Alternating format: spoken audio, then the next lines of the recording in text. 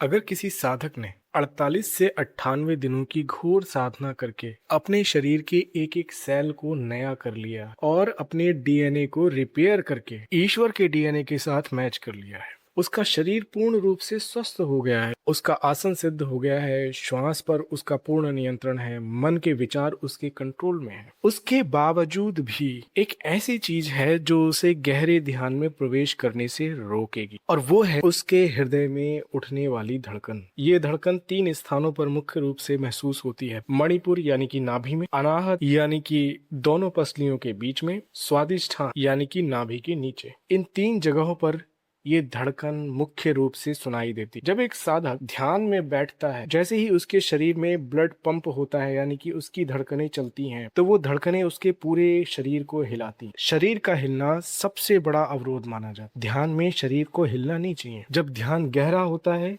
तो समाधि की अवस्था प्राप्त होती है, और समाधि जब बहुत गहरी हो जाती है तो कैवल्य अवस्था प्राप्त होती है, और इसी को मोक्ष कहते हैं, जहाँ प्रकृति और पुरुष यानी कि आत्मा का प्रकृति के साथ संबंध खत्म हो जाता है। वहां पर आत्मा अपने स्वरूप में विलीन हो जाती। ये अवस्था तो बहुत दूर की बात रही। गहरा ध्यान भी नहीं हो पाएगा यदि तुमने अपनी धड़कनों को नियंत्रित नहीं किया। प्राणवायु को भीतर यथाशक्ति और बाहर यथाशक्ति रोकने के अभ्यास को कुंभक कहते हैं। जैसे जैसे कुंभक दीर्घ होता चला जाता है, वैसे वैसे हृदय की गति धीमी होती चली जाती। जितनी ज्यादा हृदय की गति धीमी होगी, उतना ही ज्यादा साधक गहरे ध्यान में प्रवेश करेगा। और इसके लिए आवश्यक है कि एक साधक कम से कम 48 से 98 दिवस की योग साधना को बिना उकताए निरंतर अभ्यास करता रहे।